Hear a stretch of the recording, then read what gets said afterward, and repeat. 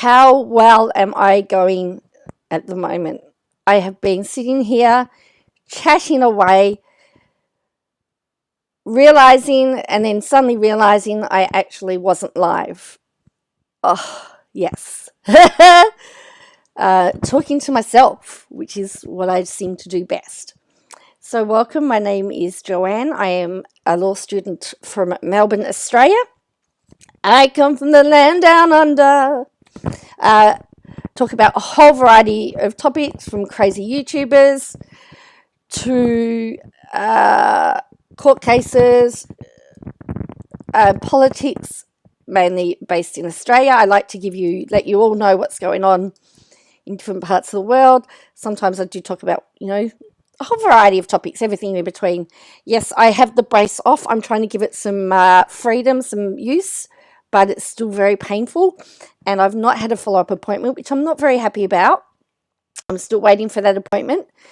I think I might have to go back to my local GP and ask them to get some more tests done because it's still painful. So, hello, Angel Grace. How are you?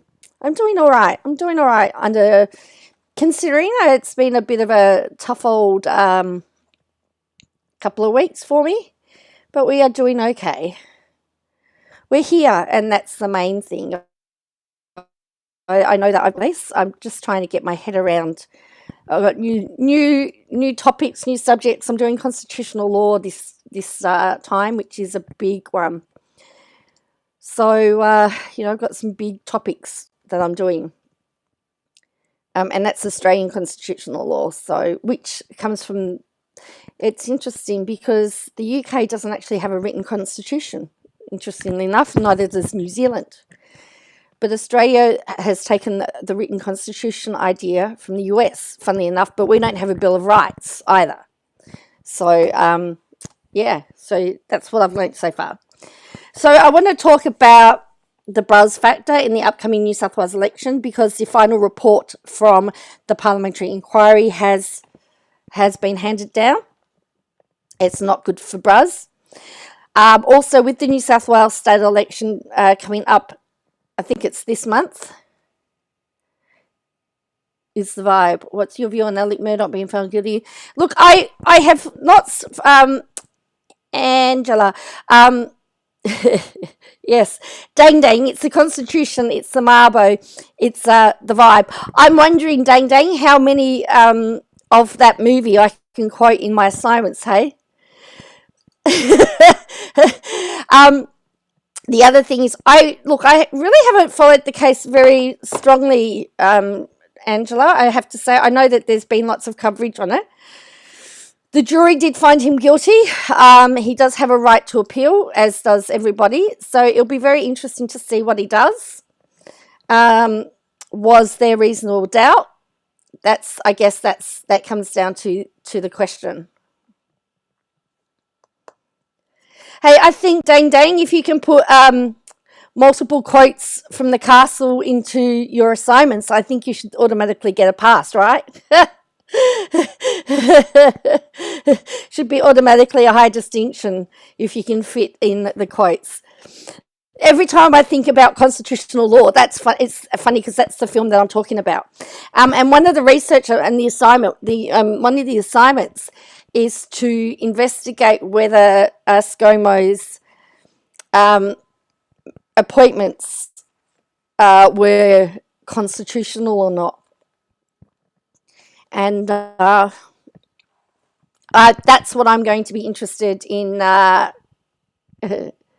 think I might look at that one because I reckon that would be a pretty cool one to do, I think.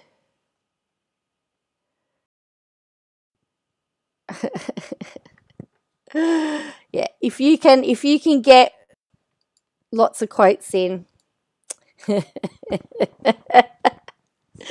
I'd like to know how many times that movie's been quoted in court. It'd be very interesting, wouldn't it, to see how many times that movie's actually been quoted in court by lawyers. It's the vibe. So yes, that's what I'm probably looking at doing as the research assignment is whether the appointments were unconstitutional.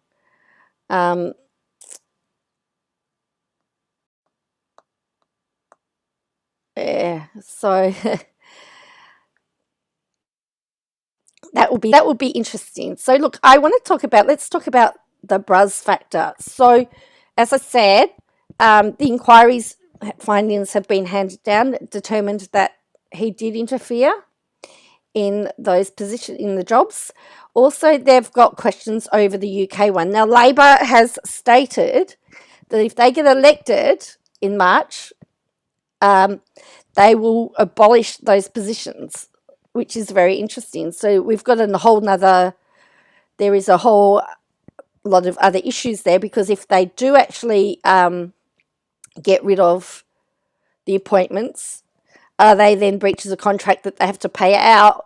So we get really tricky and nasty. So we get into a whole lot of other stuff now.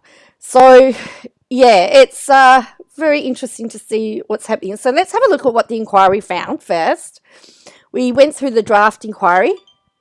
The full inquiry has come through. So I'll pull this up, and then we'll have a look at The Guardian has done a whole story on the Barilaro factor, because one of the things that the New South Wales Parliament New South Wales government will be wanting to do is to take all the controversy of Barilaro and not make it an election issue. But there has been so many things. There have been so many things involving Barilaro that have been on the nose. Hello, Plan to Create. That have been on the nose that hi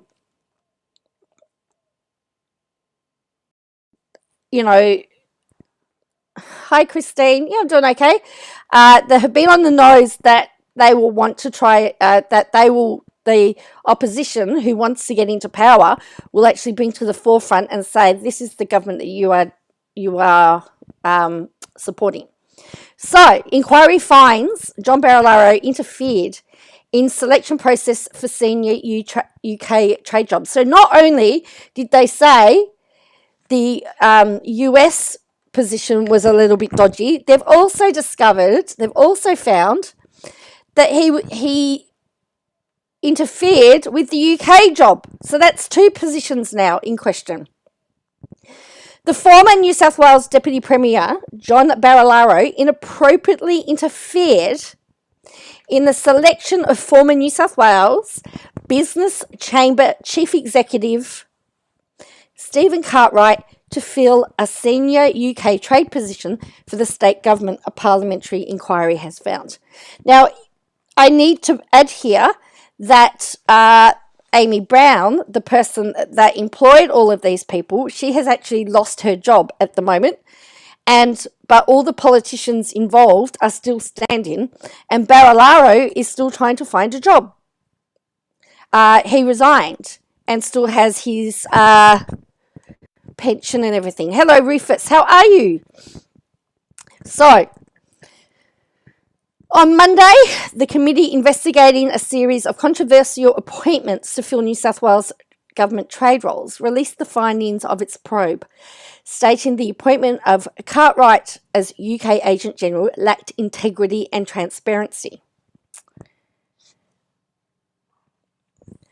The committee's scathing final report comes 8 months after New South Wales government was embroiled in a scandal over the appointment of Barilaro as a senior trade envoy to New York.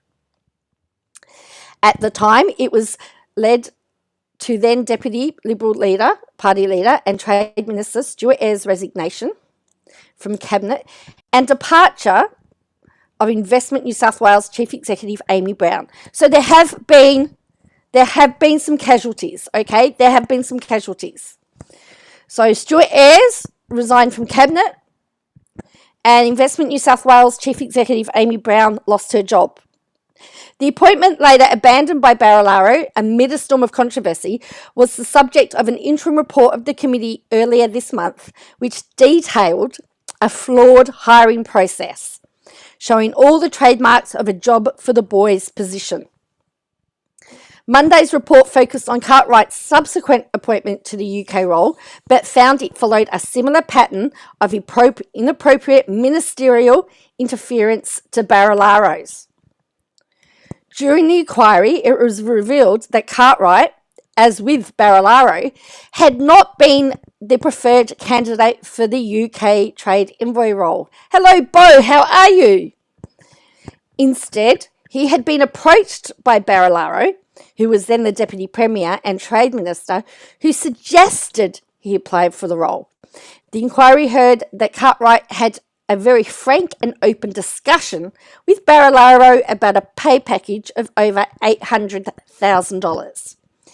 In a letter to the third-party recruitment company, Cartwright claimed Barilaro had indicated, privately of course, that he and then Treasurer Dominic Perrottet had reached an agreement on his remuneration.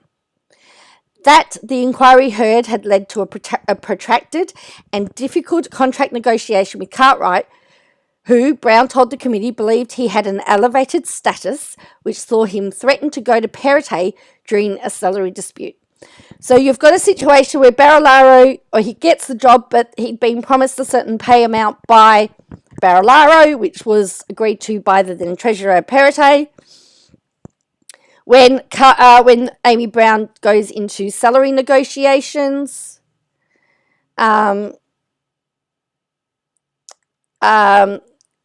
he then threatened to go and use his connections to do it. Rufus says, Friendly Geordies brought down the libs by getting younger people interested in politics.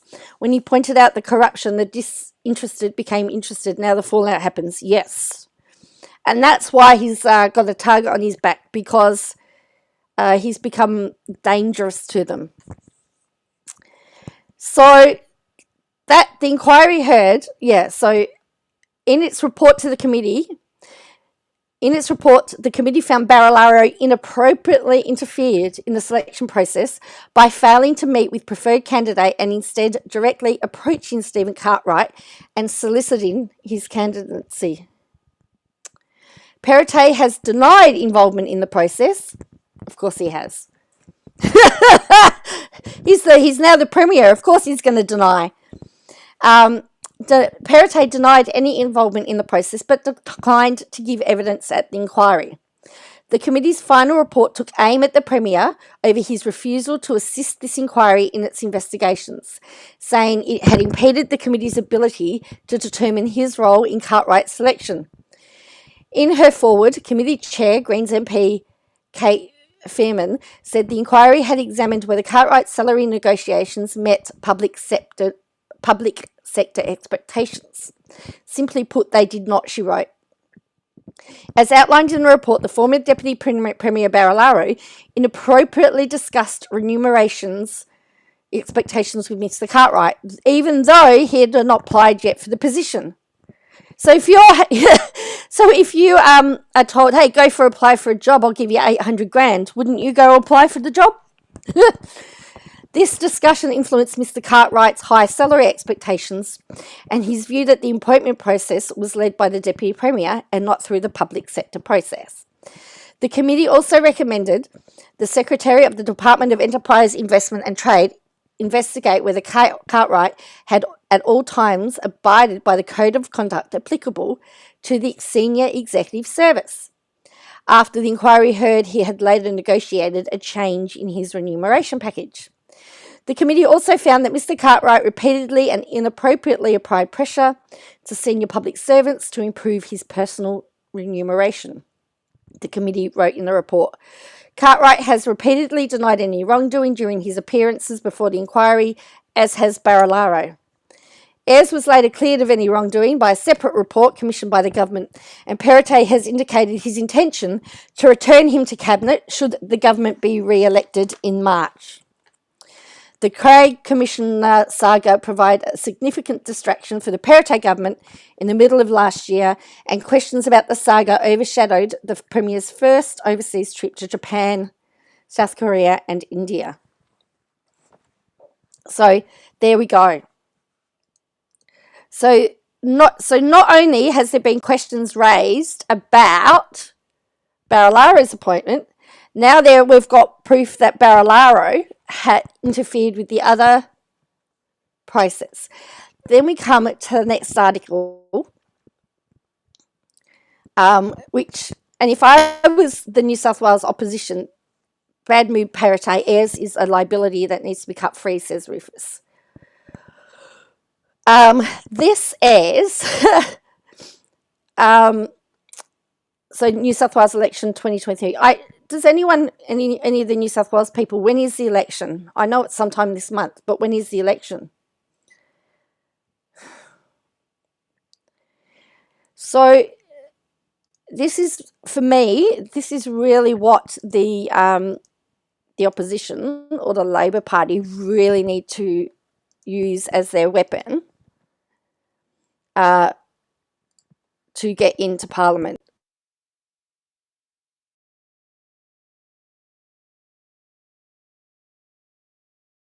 Premier becomes a focal point in state campaign.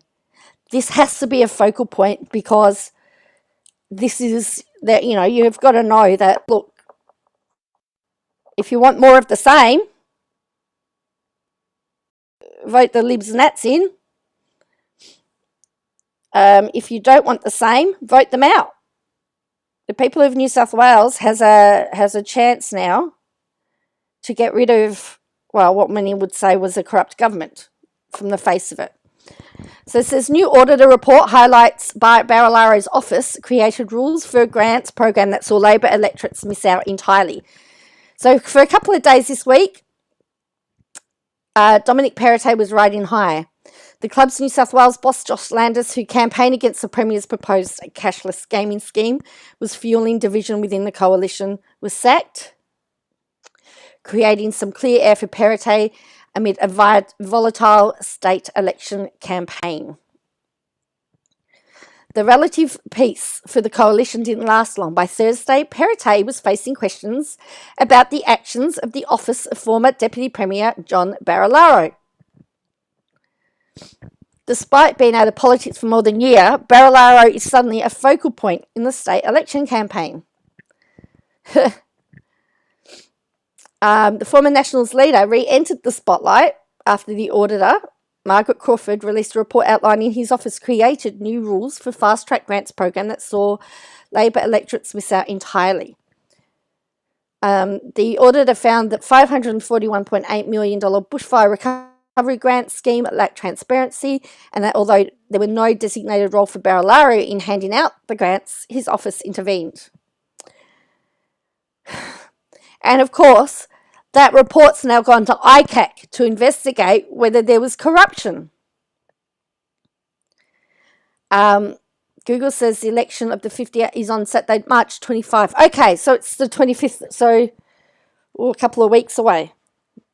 The Libs win this election, there should be an inquiry into the ASC. It's the New South Wales, is it the, it's the State Election Committee, isn't it?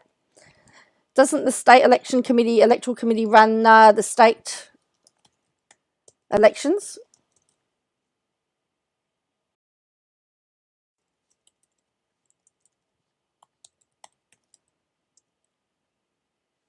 Because the VEC, the Victorian Electoral Commission, ran the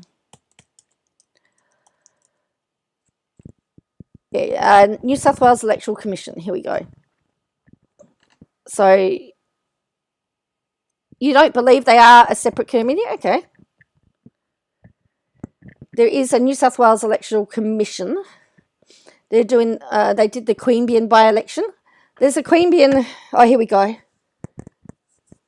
Oh, here you go. I've just pulled up the New South Wales Electoral Commission.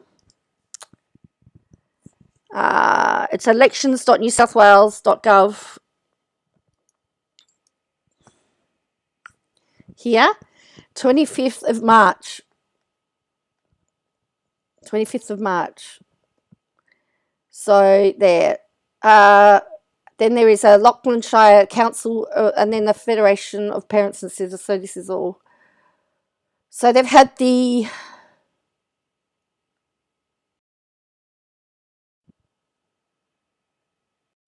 So this is. So they should now. So you can, by the way, you can work for the New South Wales state election if you want to. There's a link there. So for voters, welcome to voting, roll to vote. Where do I vote?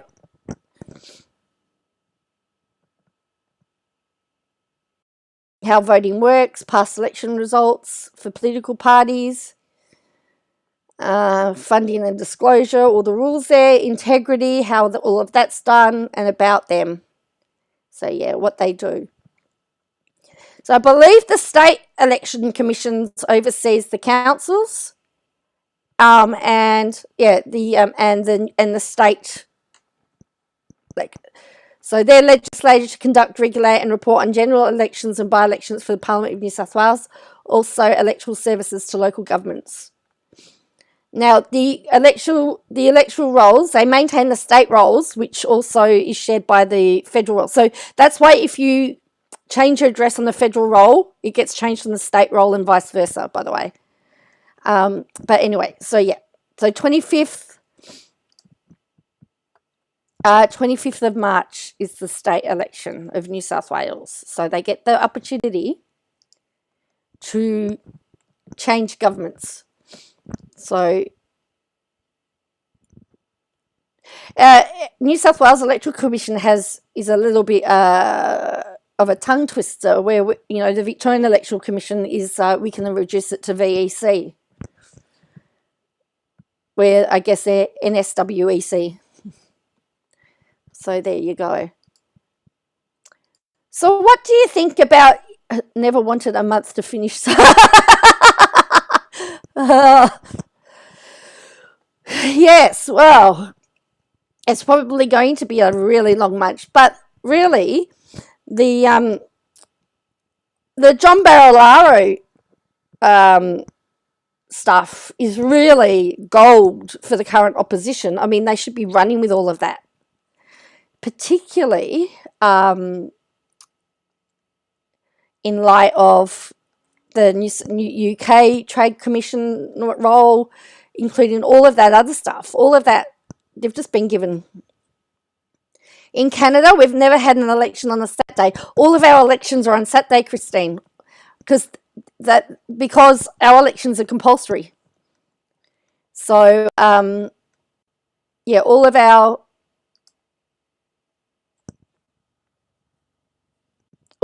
elections are on Saturday. So even Crikey says, has wrote this. Yeah, all elections are on Saturday. But up until the week, there's always pre-poll voting, and postal voting. So you have other ways to vote, but it's always Saturday. So this is Crikey, the former Deputy Premier, that was open to abuse, and that will come back to bite Dominic Perrottet. Voters seeking transparency will remember John Barilaro come election day. Hey, interesting political conversation. Costa Rica, their elections are on a Sunday. Interesting. Yes, they are. It's very interesting how they do them. So is it compulsory in Costa Rica?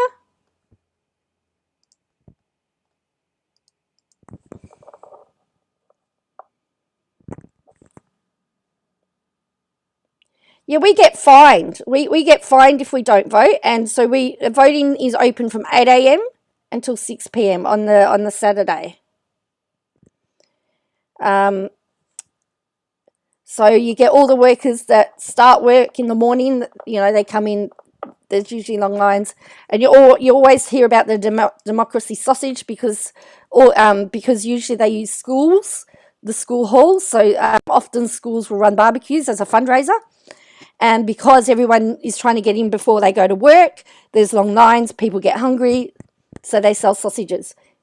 So Crikey was saying, of course, I've got to join, but, how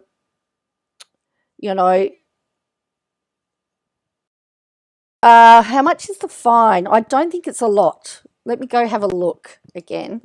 It depends whether it's state or federal. Let's have a look. How much is the fine?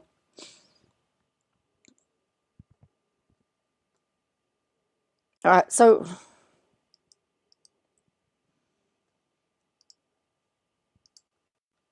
So we've got here for voters, I didn't vote. Let's have a look what happens if we don't vote. If it appears that you didn't vote in an election and you were eligible in New South Wales, so from the age of 18 you can be on the roll, and you didn't have a valid reason, we will send you an apparent fine to vote in the notice. The penalty for not voting in New South Wales is $55 fine. You must respond 28 days of the issue of the notice.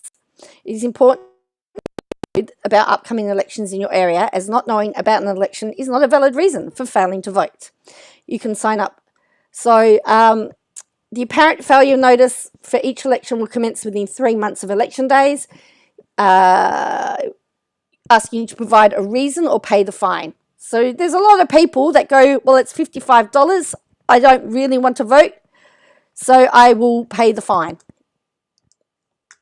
It's only $55. But then my whole thing is that if you don't vote, my ex didn't pay the fine, forgot to change her address, and it went so long she couldn't renew. Wow. Yeah. So it says, wow. See, yeah, there could be consequences. So it says that if you don't do anything about it, if you want to dispute the matter, you can have it heard in court. The court may then impose an offence of failing to vote of $110 plus court costs.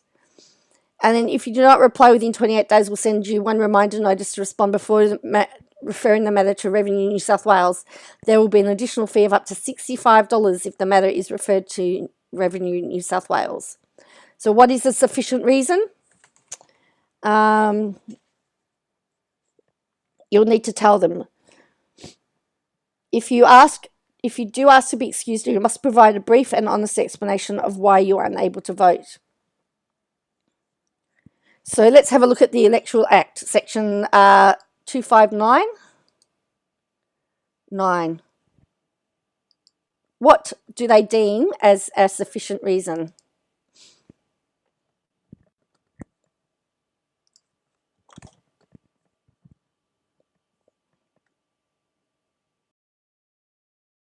Okay.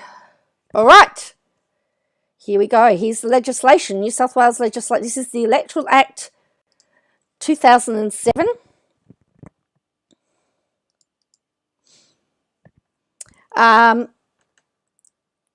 So the Electoral Commission of electors who were entitled to vote but did not vote. So if your name's on so what happens is you line up, you get your name crossed off, and that prevents your fine. So once your name's crossed off, whether you want to vote, you know, how you vote once your name's crossed off is all up to you.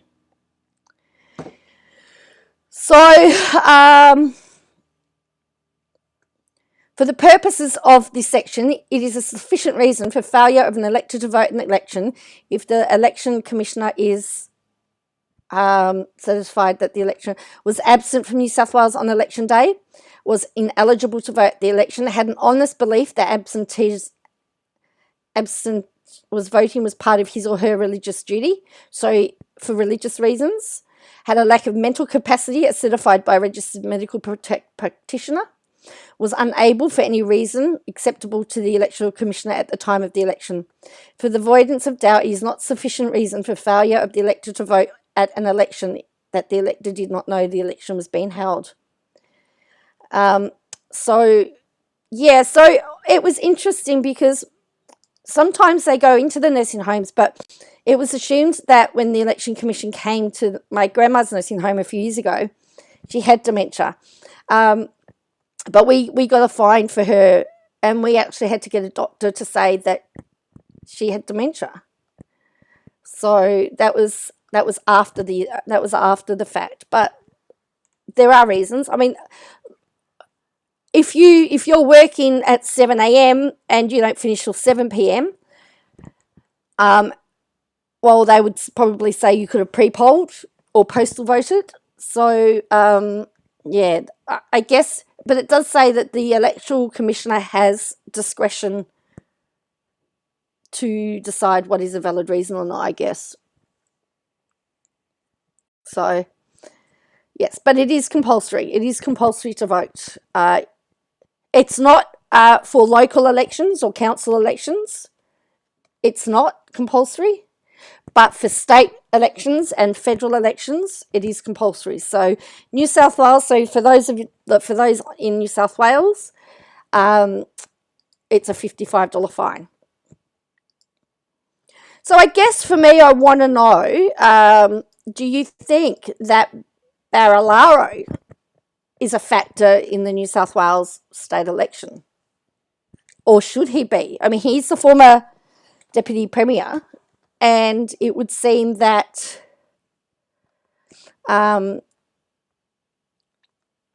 it would seem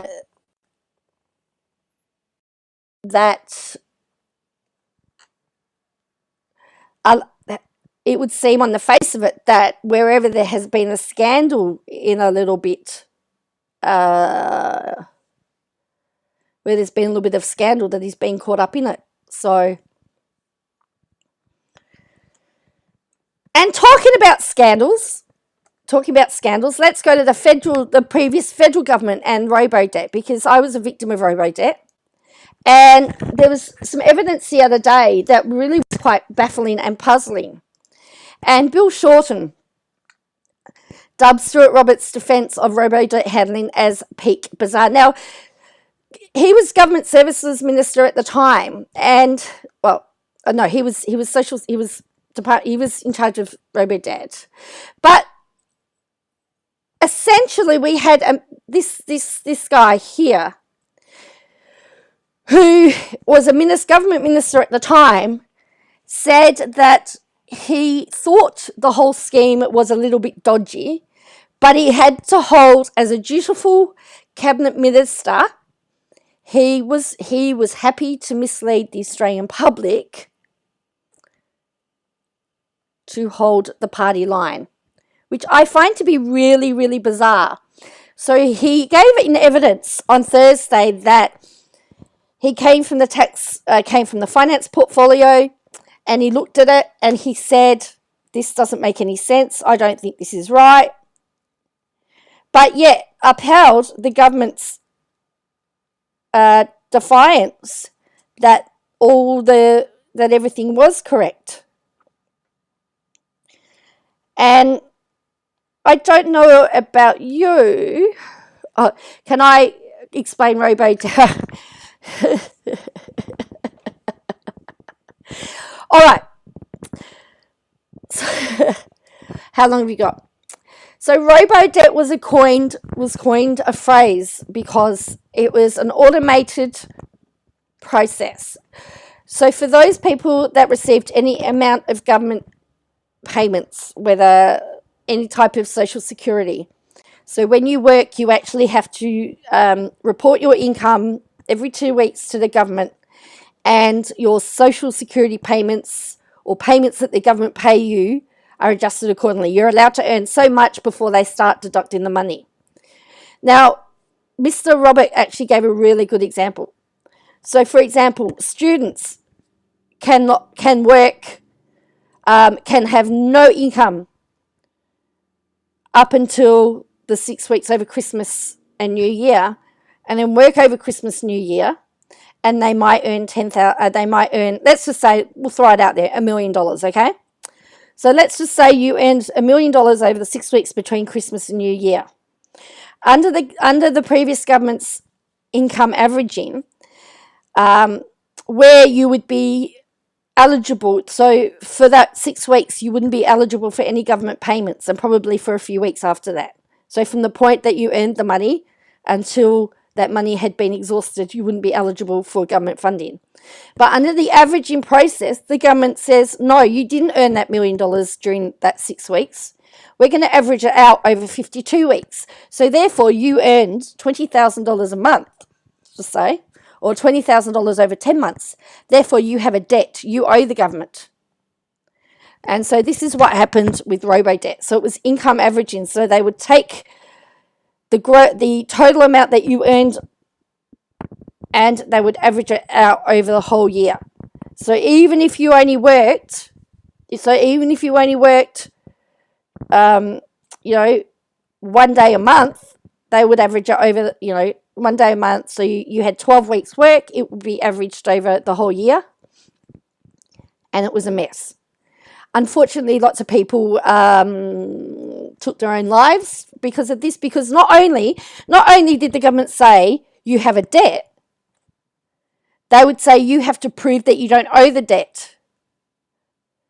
So normally the burden is on it would be on that department to say you've got the debt. Usually they have the burden of proof under normal rules, but they were saying you have to prove it. Now, the more jobs you had, the higher amount of debt that you would have. So if you worked 5 or 6 casual jobs, if they averaged that over the year, the system couldn't cope with it. So it was assumed that. So then they were saying they were going to get 25. They were relying that this was going to recoup a whole pile of money for the government because they were going after the welfare dodgers. Okay, which they weren't, of course. They weren't welfare dodgers. So this caused a lot of problems. So there's been a Royal Commission into this, and it's been really damning. But this is the first, I think, time that we've had something yes, Christine, and a lot of people took their own lives. I think, and they've been hearing from some families that have lost. Knights in Shining Armour has a couple of videos if anyone's interested. Oh, thanks, Dane. So I was somebody that was a victim of that. I ended up with a $10,000 fine. And the thing that was really, really confusing is that I had been on and off government payments during this time. And so every time I went back on the payments, they would never say that there was a debt, and then suddenly this debt appeared. But the other interesting thing is that you only need to keep your tax records for 7 years, but they were wanting you to prove up to 10 years of income. Where do I do that? Plus, as was the case, some people left their workplaces due to bullying, and they wanted the people to go back to the places where they had been bullied, or workplace bullied, or bosses had bullied them, and say, I need stuff. And then there was even a couple of examples where the employers lied about the income that they paid their employees, because if the employers told the truth, they would then get investigated for underpaying their staff. So it became a really big old mess. But Stuart Robert, he admitted holding deep doubts about the robo-debt scheme while publicly endorsing it. On Thursday, Mr. Robert told the Robo-Debts Royal Commission that he had personal misgivings about the scheme, but was obliged to publicly defend it as a dutiful cabinet minister. He conceded that meant he had made false public comments. Speaking on Friday, Mr. Shorten, who is currently in the new government, told the ABC that cabinet solidarity doesn't grant ministers permission to mislead the Australian public. And this was one thing that the Royal Commissioner said, that does that mean that you can mislead the public? I do not believe that the doctrine of cabinet solidarity extends to giving permission for ministers to give false statements about the lawfulness of their actions or to misrepresent facts, he said. The Royal Commission is holding a final block of hearings in Brisbane into the Robo-Dot scheme, which used income averaging, tax and Centrelink data to calculate social security debts. He became the minister overseeing the years-old program in 2019. Now, he held himself as a hero because he was the one that stopped it. He told the inquiry he was holding the government line in all media interviews, including one on ABC 7:30, despite having personal misgivings about the robo-debt calculation method. He told the Royal Commission he was bound by cabinet solidarity to defend the program in public, despite holding misgivings. As a dutiful cabinet minister, ma'am, that's what we do, Mr. Robert told Commissioner Catherine Holmes SC. To that, The Commissioner replied, misrepresent things to the Australian public. The former Minister said he wouldn't put it that way. If Bo says the government spent half as much time and money figuring out how to stop corporate welfare as they do to catch legitimate people on welfare systems, it would be huge. Of course they would, Bo. They've said that it only represented 0.1% of the population that they were going after. So, Mr. Shorten said he didn't want to preempt the Commission's finding. However, he said ministers could resign if they didn't agree with a policy. I think it's a peak bizarre that you can say that Cabinet solidarity allows you to give false statements. Cabinet solidarity means you've got to support a policy, but I don't think it means that you're allowed to make up facts to support the policy. The ministerial standards that applied to Mr. Roberts' tenure as Cabinet Minister stated. So there were ministerial standards. So this is what it says. Ministers are expected to be honest in the conduct of public office and take all reasonable steps to ensure that they do not mislead the public or the Parliament. It is the minister's personal responsibility to ensure that any error or misconception in relation to such matter is corrected or clarified as soon as practicable, and in a manner appropriate to the issues and interests involved. So here's the thing. With him having misgivings about the policy and then defending the policy and now admitting to misrepresenting the policy, has he breached the ministerial code of conduct?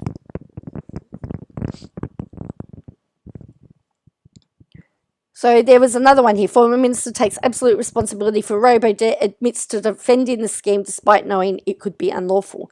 Now, his defence to that was, I wasn't a lawyer. So that's how he defended it. So I can already see it's going to be a very damning report. It is going to be a very damning thing. Now, this all came about because there was a High Court class action. A few people spoke out about it, got it investigated.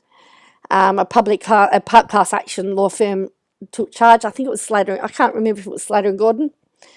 I became part of that class action, and I got $30 compensation.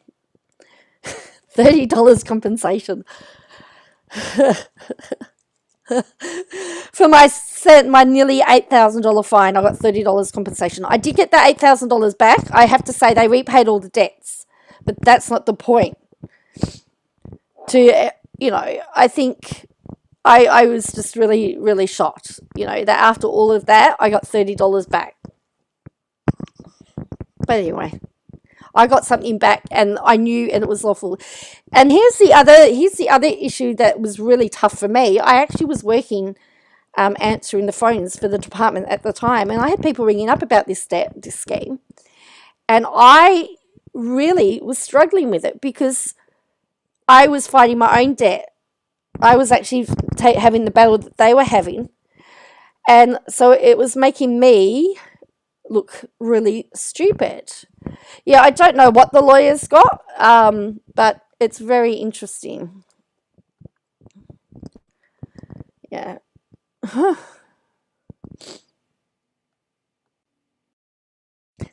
more than you did, dang. Don't you feel disappointed, dang, about the compensation? Like, I really thought that they should have compensated you. You should have got at least what you. I would have thought a fair assumption would have been to give you the money that your debt was. So if you had a $7,000 debt, yes, they repaid it, but you get compensated $7,000. For some people that had $20,000 debts, they get compensated $20,000. That, to me, would have been fairer because there was a lot of time and effort that went in. And don't forget, the phone lines would close at 6, and I'd have to come home, and I had to go through years and years of bank statements, and I ran my business for a small amount of time, and there was times where I was off Centrelink and I was on Centrelink, or Centrelink is the government payments, is the government's money. I was on and off, and you had to try and negotiate that, then you had to try and speak to somebody to try and explain it, and then You know that you've done all the right things, and you know that you don't have a debt. But the system couldn't actually, and the thing is, because I worked a whole pile of casual jobs, the system flags you then for being in an unstable job. Well, it's not because I didn't want to work casual jobs. It's just that was all I could get. So, you know, how much I I don't know how much that it was all on a tier. It was all on a tier. I remember being really disappointed, dang, when my compensation money came through, because I just thought, this is a joke. For all the hell that you've put me through, you're compensating me $30.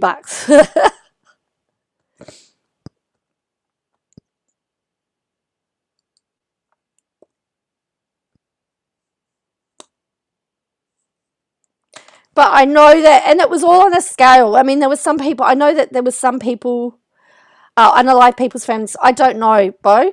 I don't know. I haven't, but it was based on where you were. There was a whole pile of tiers. So there's a whole group of people that got nothing. But I was one of those people that did actually pay my debt. I actually had paid the debt off, so they had to pay it all back to me. But, I would have thought, for those, they fully chased me for like $100 in the end. It started with 25,000, and I just paid the 100 to get them to go away. Yeah.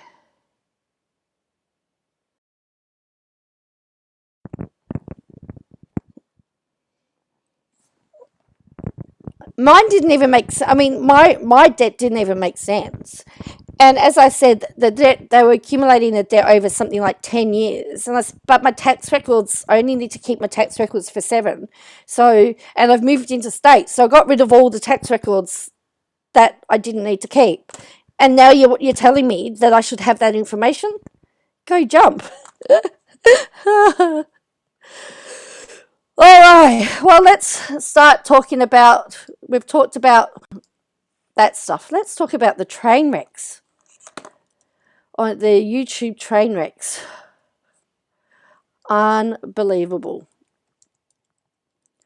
So for those of you, Michelle is a train wreck, and I know, and there's a part of me that feels really sorry for her, and there's a part of me that doesn't, because I don't know anybody who live streams in hospital and is really proud of it. I mean, I have huge issues with that. And then she's complained because I don't know whether she got kicked out, whether she discharged herself. I don't know whether she discharged herself. I just don't know. Suzanne, I'm a little bit of the same. And she was on a panel last night where she was now. I'm not a fan of any of these people as such, but she was actually having a go at Molly Golightly. Now, Molly Golightly has a bigger channel than her, but she was having a go at her, and really, it was bizarre. To be frank, but she's got, I don't know what it is on her toe, but did you notice KJ has now? And yes, Michelle is. Yeah, Michelle's a huge train wreck. So look, I want to just look at this, because she was back at the hospital again the other day, and she's been looking. She looks like, I don't know whether it's neurosis of the toe.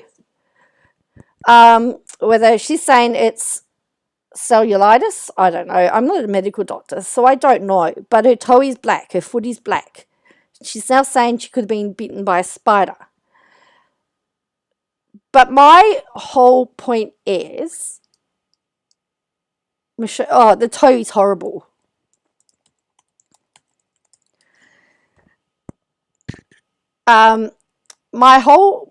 It is very, very, very scary to think that she's very, very proud of that. She, if the doctors, I mean, she read out her medical report. I think it might be okay. I was really shocked because she says, how does the doctors know that I'm smoking and drinking? Well, it would, you know, the alcohol would have shown up in a blood work. But she admits to smoking, and if it's a clot, as they're saying, then she has to give up. She has to give up the drink. There's just nothing more to say. I don't know what else you can say. I mean, she showed herself in the hospital zoning out. She's going on to Ski Mask Andy's channel. And last night, Ski Mask Andy, or the other night, had Molly Go Lightly, Amber, and Michelle on, and that was a train wreck, absolute train wreck. And they were yelling at each other, and it was not pleasant. But he got what he wanted. As he said, you know, so, Amber said, "Well, you could lose your channel," and he says, "Well, be worth it. This is gold." The doctor did tell her that she needs to stop smoking, but that's her haters, apparently, Christine. Because Michelle doesn't take responsibility for anything, it would seem, in my opinion. But yes, she was told to stop smoking. Now, she had a channel just recently. There was a channel there because she was going live, and I can't see it here. I think, has she lost her channel again? She loses channels and gets them up and loses them, and so yeah. Well, I mean, Ski needs the views, doesn't he? He knows that if he gets Michelle on, he's going to have a whole pile of people in his channel. He also knows if he gets Molly, he's going to get a whole lot of views, and so to have Molly, Michelle, and Amber all yell at each other, he knows he's going to get the views. It's all about views. Let's face it. Damage. Well, look, it looks like it is. It looks like it is damage to the circulation. So, and that's what the problem is. Damage to the circulation. There's a circulation problem, but she's not. I was watching where the doctor's spoken, and then her subs are going, well, ask for another doctor, ask for another doctor. He's got to be wrong. He's got to be wrong. And it's like, well, how can he? He's a doctor.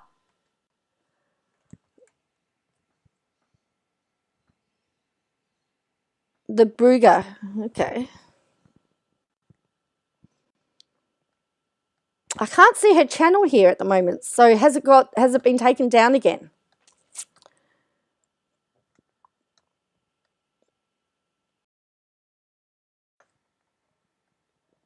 Because I can't see it. So it mustn't be here again. So everyone else is here, or everyone else's channels are here.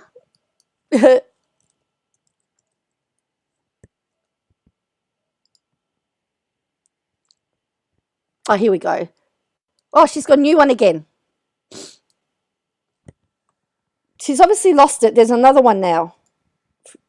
She had 900 last time I saw. Now she's got 55 again. So let's see when this channel was started. This one's got no. This has got no. This one was started 3rd of March. There we go.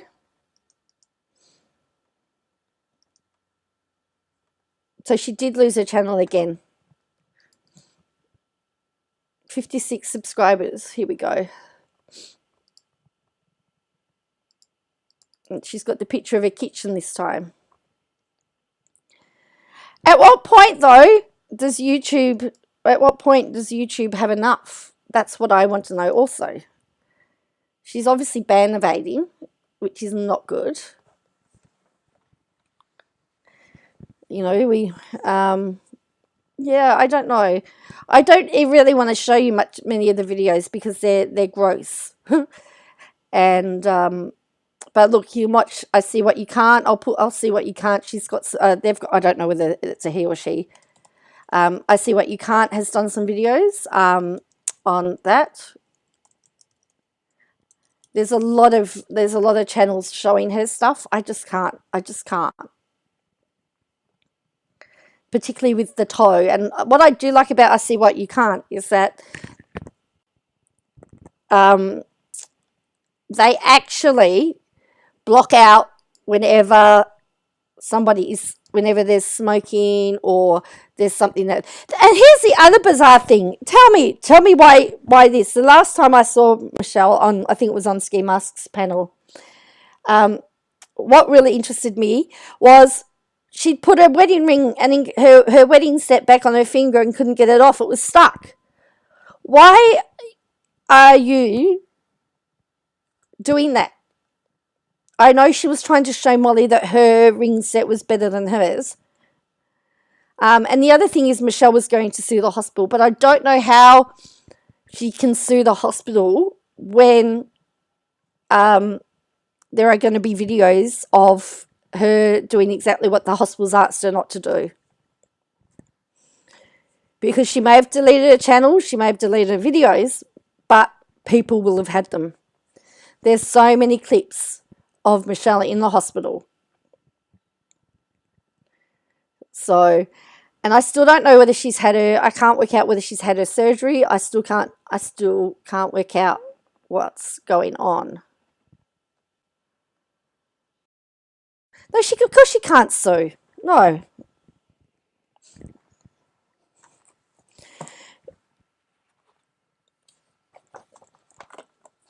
But she reckons she can. Her subs have told her she can, Suzanne.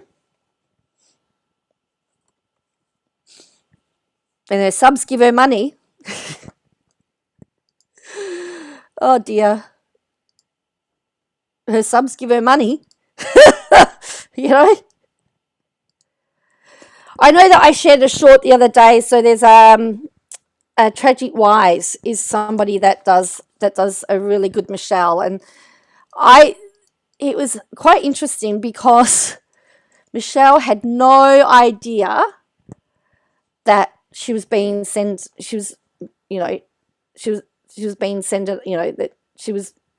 that this other Michelle was on. And I think if that does not show you that she was out of it, and she drove being high on morphine.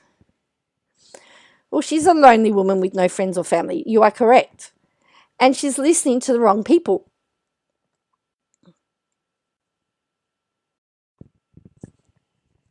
Was watching live last night. The doctor arrived and her subs were saying that, yes,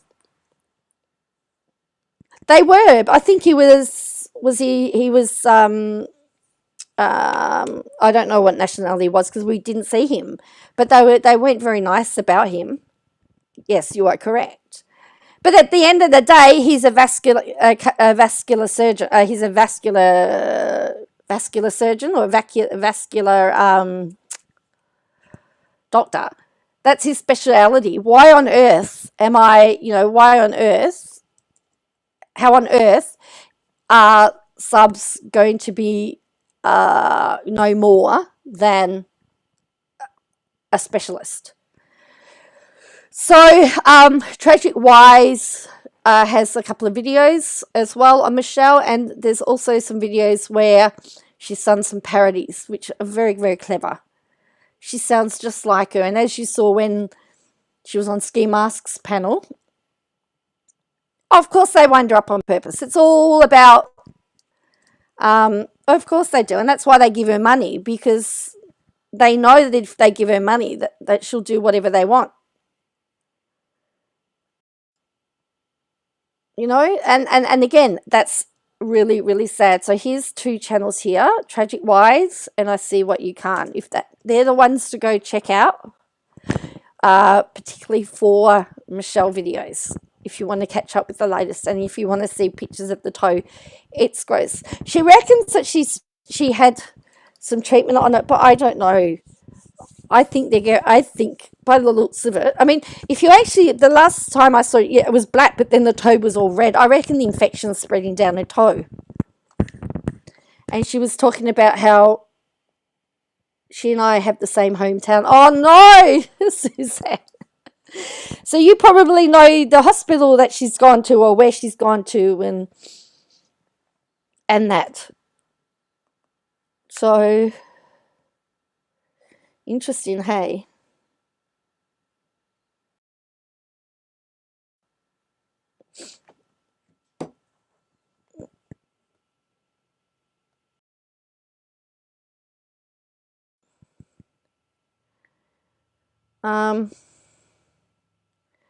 So this is just a picture. I mean, this is just somebody on top. I mean,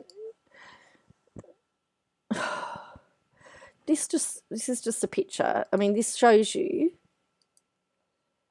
how bad this. So Michelle is saying that she is sending up. She is doing a parody of Molly on this video because she looks an absolute mess. She was not in Louisiana like she claimed. Oh, really? Interesting. What? See the stroke. Yeah. See, she didn't put the stroke on her medical history either, which I thought was very interesting. So this was, just so that you all can see, this was her. This was the Ski Mask Andy stream. And Michelle, this is Michelle here. This is Michelle here. Now she's saying that she has got a wig on and is doing a parody of Molly Go Lightly. And this is Amber. And this is Ski Mask Andy. She looks a real hot mess there, in my opinion. But I just don't know.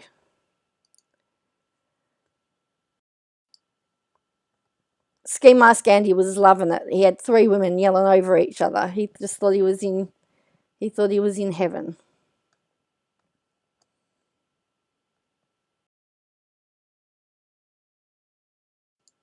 So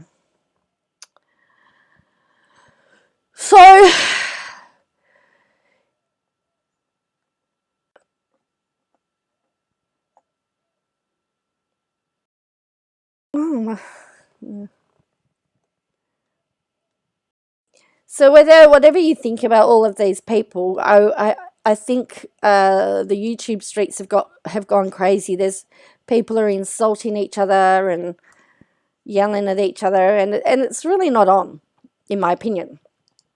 I don't care, who you are. I think you should be able to defend yourself if you want to or need to. But I don't think that insulting them is the way to go. So let's have a look at the other train wreck on YouTube who has not actually posted a video in over a week.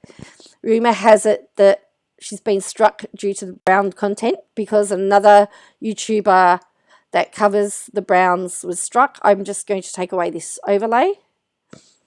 But we have got some crazy posting here. Look at this.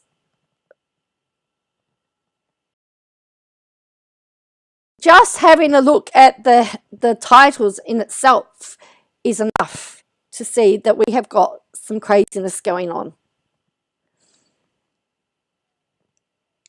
Now, if you saw my community post, you would see that under the legislation in Arkansas,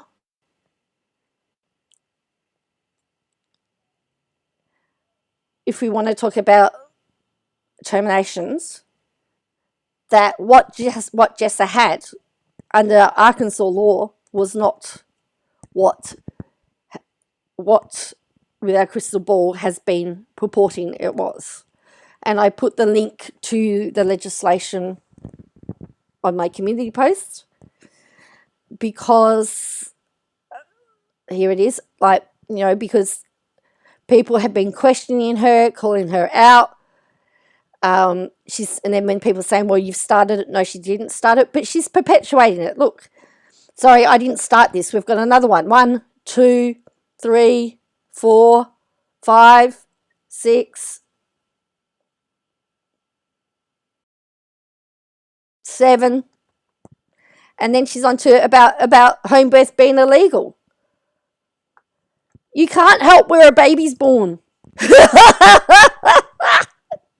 How many times have you seen on the news that babies are born on the side of the road in the car.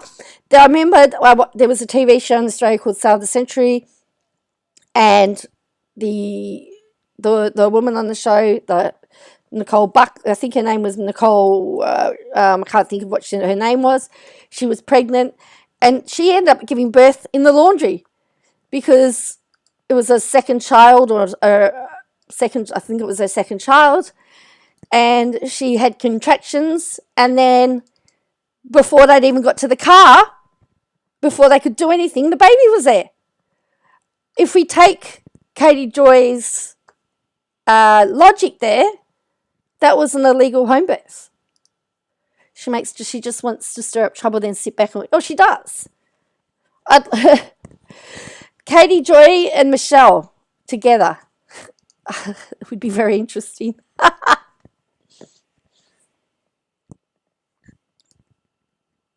So, as far as I know, it's not illegal. You can't, and it's not illegal because you don't have untrained people there. Because again, how many times have you heard stories of fathers delivering babies on the side of the road, or ambulance officers delivering babies on the side of the road? She had Michelle on once, did she? Really? Oh, I missed that. That would have been interesting.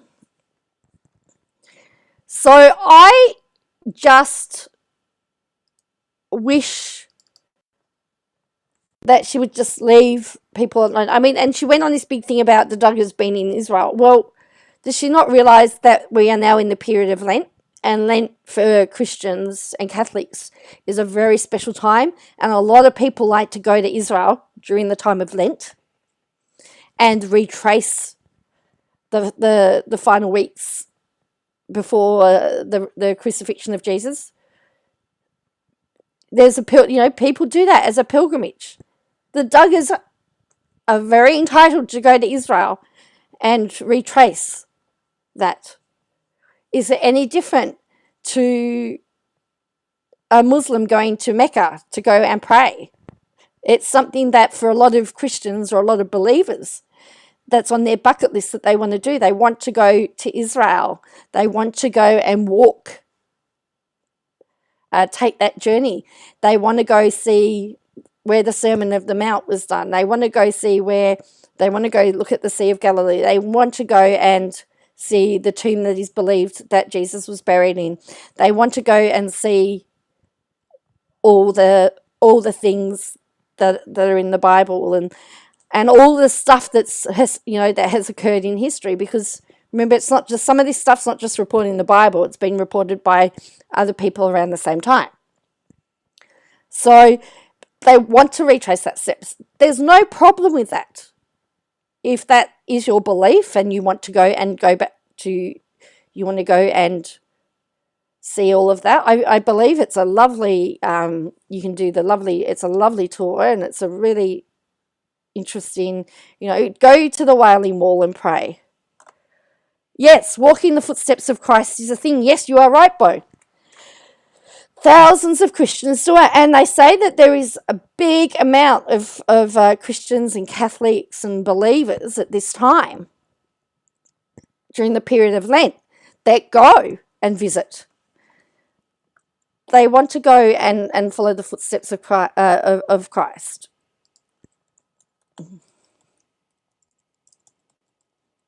But see, if KJ said that, that's not a story. That's not sensationalism. It's much more sensational to say. Yeah, a lot of churches do. Yep. Yeah, a lot of churches do them. You can I'm just going to show you. Walking the Via lots of people like to walk the Via Dolorosa. Yeah.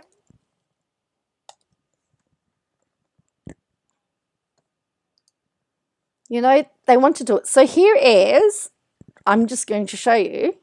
This is, look at this. So I've just put in Footsteps of Christ tour, just to show you.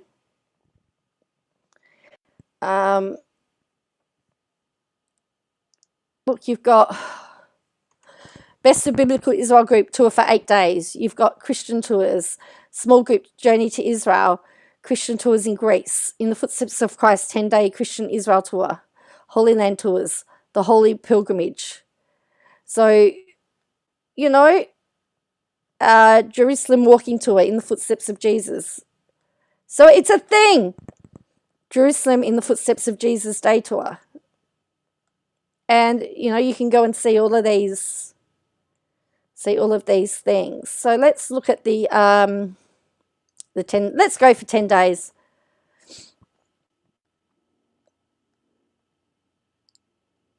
Oh, look, it's something I'd love to go do. I'd love to just go to the Holy Land tour. I'd just love to see it. Look at that.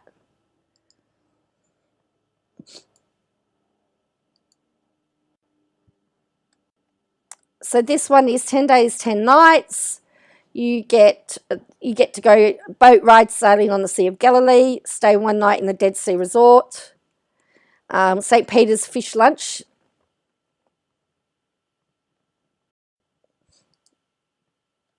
So the Saturday you depart, you're in Tel Aviv on the Sunday.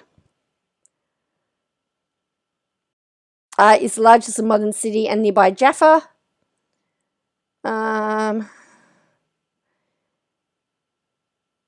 And then in the morning, you visit Old Jaffa, walk through the narrow passages to where the cedars from Lebanon arrived to build Solomon's temple, see St. Peter's Church, see where Lydia raised Tabitha from the dead. While in Jaffa, the apostles stayed at the house of Simon the Tanner. St. Peter's Church marks the traditional site of Peter's vision of the great. So all of this. So that's one day. Wow, that's a busy day. Go to Magdala, which is the home of Mary Magdalene. Oops.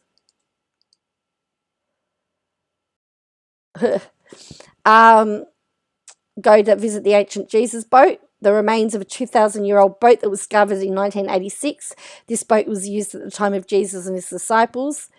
Oh, I'm doing great here. I'm having a good one. So, yes, it is a thing. It is a thing, and there's nothing wrong for Christians to go. As I said, for some people, it's on their bucket list. You can go to Capernaum, where it's believed Jesus had to have been Jesus' home and the center of his ministry. You can go to Jericho and the Dead Sea, Sea of Galilee, Mount of Beatitudes, Dead Sea Scrolls. Go to the Old Jerusalem Temple Mount in Jesus' time, the Mount of Olives, the Villa Dolorosa, the Pool of Bethsaida. So it says here, we pass Paternoster Church and visit Dominus, where the Lord wept, and as he beheld the holy city.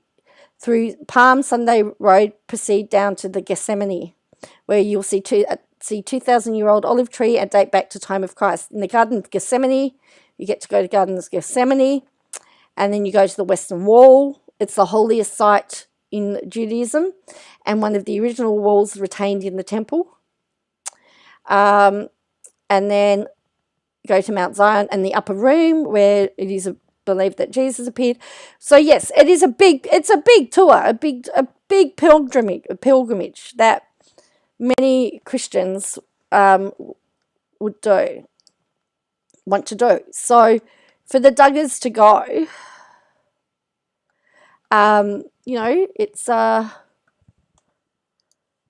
it's not unusual. And as you say, as Bo has said, sometimes churches plan their own tours, and that's fine.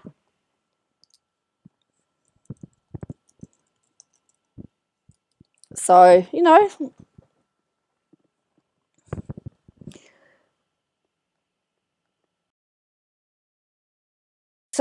and just so you know, the Holy Land stretches from Egypt to Syria, Israel and Palestine, which hold the most sacred sites to Jews and Christians. Western Jordan, where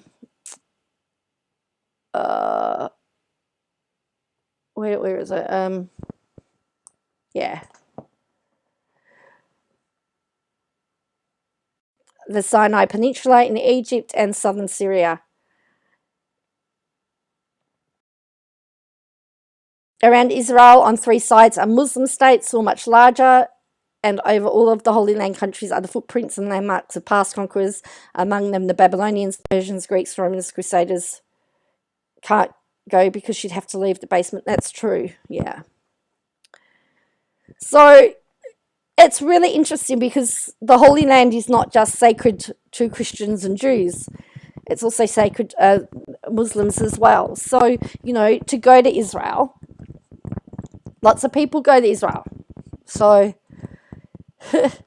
it's not a, you know, it's a thing. It's a thing. But she hasn't done a video or a voiceover in ages. So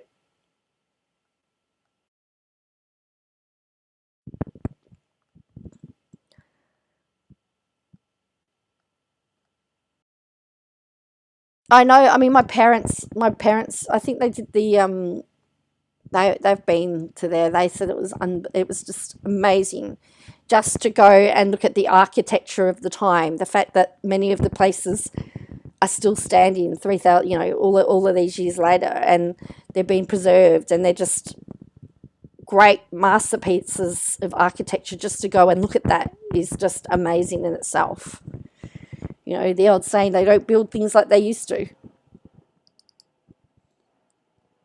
However, KJ would probably point out that it was slavery. So, you know, they built the pyramids. But anyway.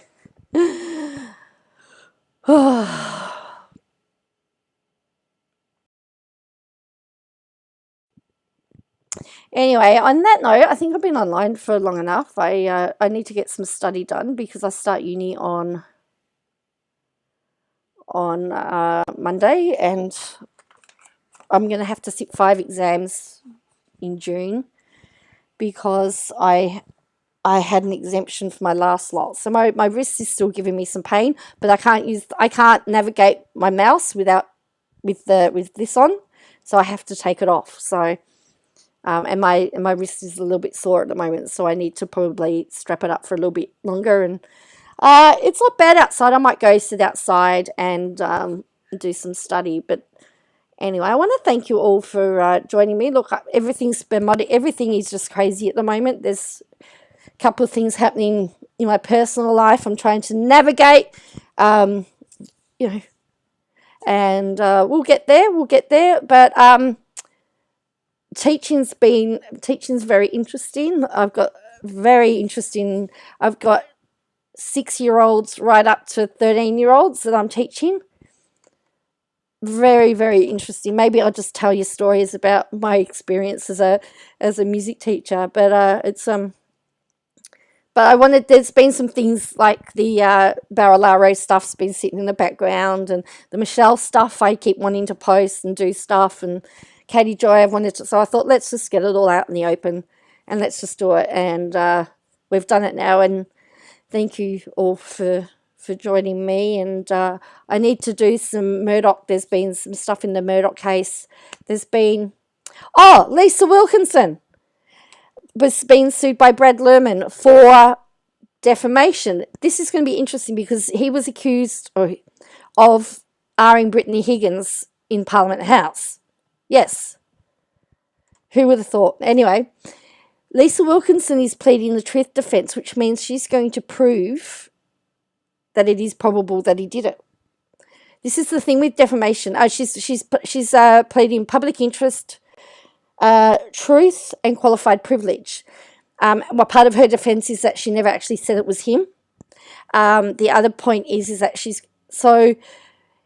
because of the jury issue, it was a mistrial, and they've decided not to retrial because of the stress on Brittany Higgins. But he's now suing all this media for reporting on it.